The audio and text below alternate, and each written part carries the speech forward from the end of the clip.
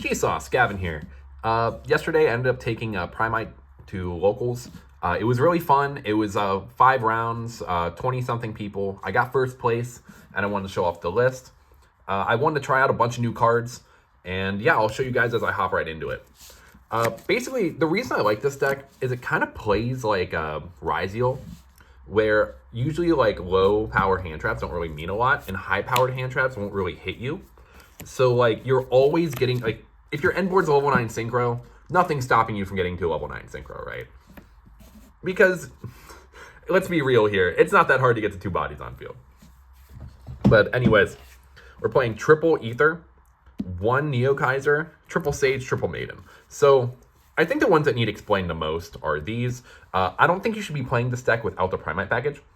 I think you can. If you're trying to play this as just the locals, just to have fun, I don't think these cards are needed, right? But if you're trying to play this deck competitively, right? Let's say we're trying to take it to a regional. I think if you're trying to compete at a regional or YCS, you do need the Primite package. Solely for the fact that it gives you the most bang for your buck, right? It gives you a solemn judgment that can just keep recycling itself. And yeah, just it being like a dragon too is also very, very good. And the card that allows you to get into it, Load, lets you special summon Blue Eyes White Dragon. So it gives you like an extra push in case you're like hit with a nib or another hand trap. What it gives the deck is very, very good. Again, if you're trying to play this at a more casual level, I wouldn't play this card. I would, however, play Neo Kaiser Seahorse. I was not a believer in this card for the longest time. However, the synergy it has with Maiden and Jet Dragon, I'm not playing Jet Dragon today, but it's something I do want to try in the future. It's very good. It allows you to get your Blue Eyes into rotation. It allows you to get Maiden into rotation so you can always have a synchro. Again, we're trying to prioritize always having the level 9 on field, right? If you can synchro in this deck, you're winning. And I think that says a lot. And Sage, being able to get double Sage Search in 1 turn feels broken. So yeah, that's all the normal summons. We are playing 7 normal summons, which I think might be a lot. But the thing is that the field spell gives you an extra one. And Sage is also technically an extender too. So being able to send it and something else on the field to the graveyard to summon out a Blue Eyes doesn't seem that powerful, but it does come up a lot more than you think it would. Especially when, again, if your win con is get a level 9 on field or get a Blue Eyes on field so you can make Tyrant, that's really good. Next are the 2 bricks. We are just playing 2 Blue Eyes White Dragons. You can play 1. Honestly, if I'm being completely honest with you, in a lot of matchups, I side this card down to 1. And I know that kind of sounds incorrect, but you don't always need this in the deck. Same thing with Seahorse and Ether Barrel. Because you're playing so many normal summons, you don't always need everything in the deck all at once. So sometimes it's okay to like play a card that might be a brick or might not always be needed, solely for a side pattern. But again, you need 2 in your main deck because you don't want to be siding into a Blue Eyes. I think it makes a little bit more sense, and having 2 pops is always very nice. Having 2 in rotation always does feel really good too. Next is a little bit of the sauce. So we're playing 2 Cashier Fenrir. I kind of want to bump it up to 3, but this card is fantastic. I was not a believer in this. A buddy of mine told me to play it. And the theory is that one of the issues this deck has is an immediate push. And Fenrir gives you an immediate push. And with wishes, right, there's this big cost on it with the discard because like you can't really play around with every card in your hand. Like every card in your hand basically has to do something. But if you have Fenrir, you can Fenrir search Fenrir and then pitch it for wishes. So then if they ash it, that's fine, right? Or if you're going second and they ash your wishes, well, now you can just Fenrir like pressure, right? Like then you can banish something face down. Card was fantastic all day. I will not think about cutting this. For right now, this card is great. Next are the hand traps. We're playing triple Ash Blossom. Again, like very good coverage in every deck. Triple Fufulos. I was having a discussion about this card over Droll recently. I do think Droll is very good. As you will see, Droll is not in my main deck. Droll is in my side deck. But when it comes to my lose con being overpressured by certain decks, Fufulos covers that very well because Fufulos will let you draw in the cards and give you more cards, and your opponent will sometimes just end on a half board. Now, there is the argument in Blue Eyes where, well, you don't want to draw into like all the cards in your deck, right? Like you have a lot of bad draws, but I think that's fine. The more cards you have in your hand, your opponent doesn't know what your draws are. You do. And if you're playing a deck where you don't want to, see the blue eyes, look, like you should be playing a different deck.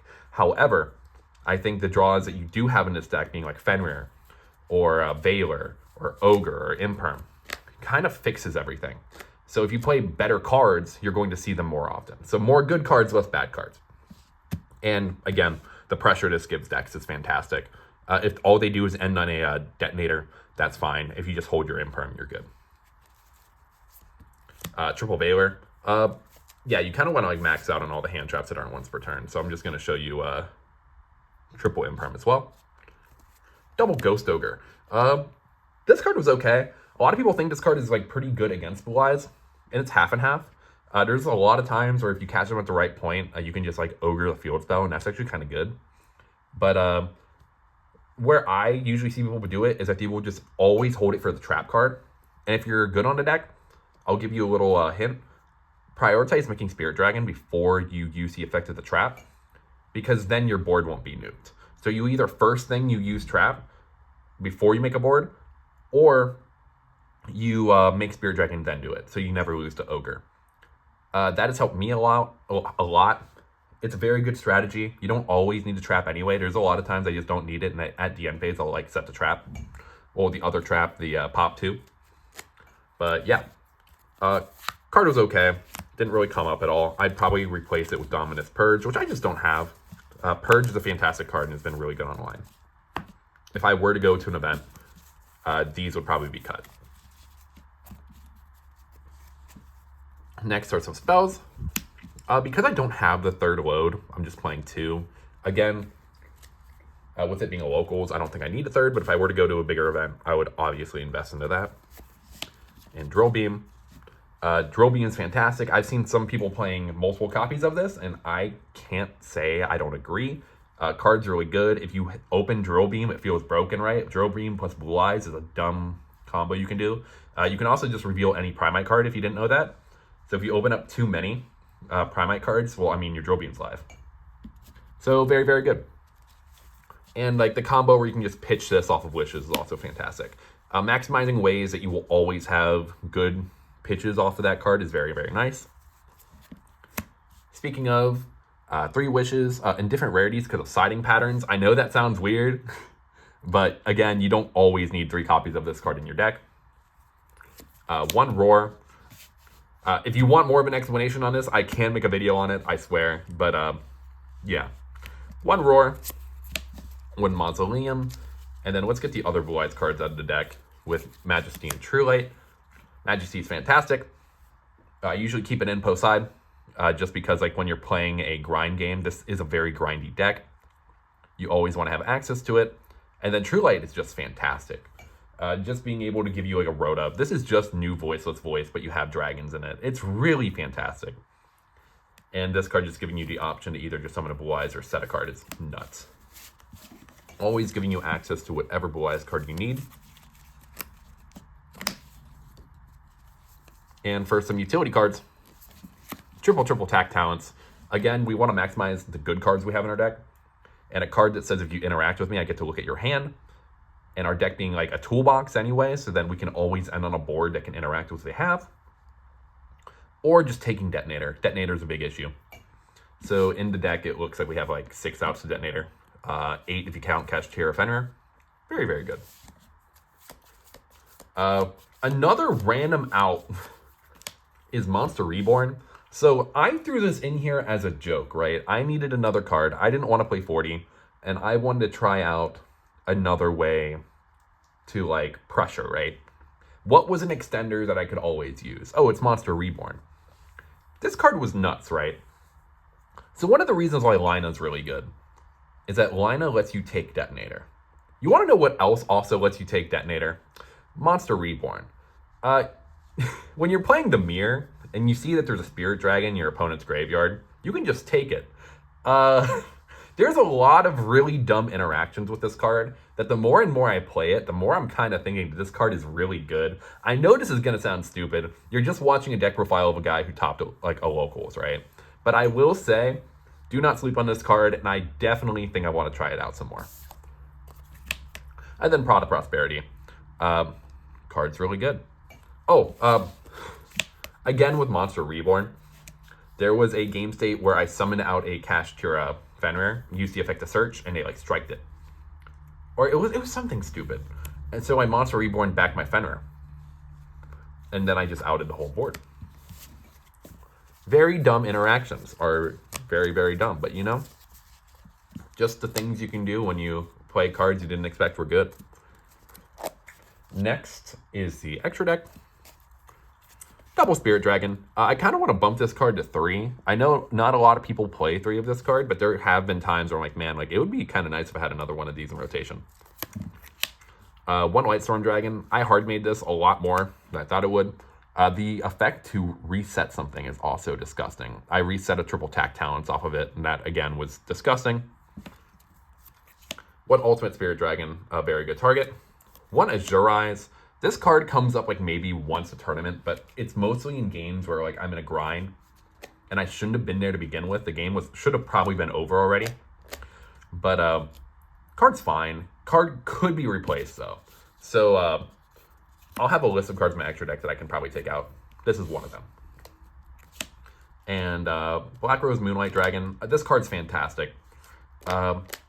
Nothing else I can really say about it. It's just spot removal. This deck lacks the ability to spot remove other than like Drill Beam. So yeah, I really like it. That is all the synchros. Next are the links. Spirit with Eyes of Blue. Card's fantastic. Do know that when it's on the field, you are locked into dragons.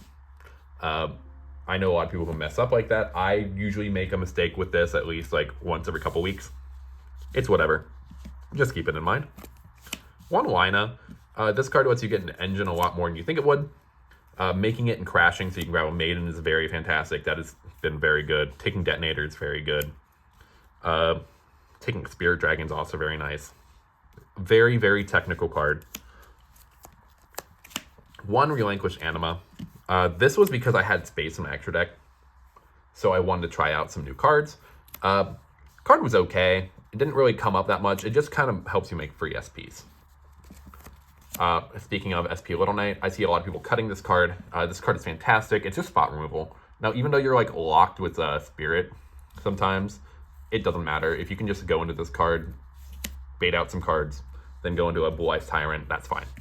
Or if you need something to do with your Blue Eyes Tyrant after, it's also a very good option. Hermetic Spheres, I see some people playing 2 of this. I was playing 2 for a while. It just doesn't come up as much. Like, if you go into Spheres once, you should be winning anyway. 1 Typhon. There's so many, like, hand traps that are, like, really good, right? So, because you can play like a slower grind game, this is a way that you can normal summon a hand trap out Detonator. And then just play hand trap mini game until you get to your engine. Playing slow game against pure Ryzeal is sometimes the way to beat it. And then the Tyrant package. I kind of want to play 2 of this card. This card is really good. Nothing I can really say.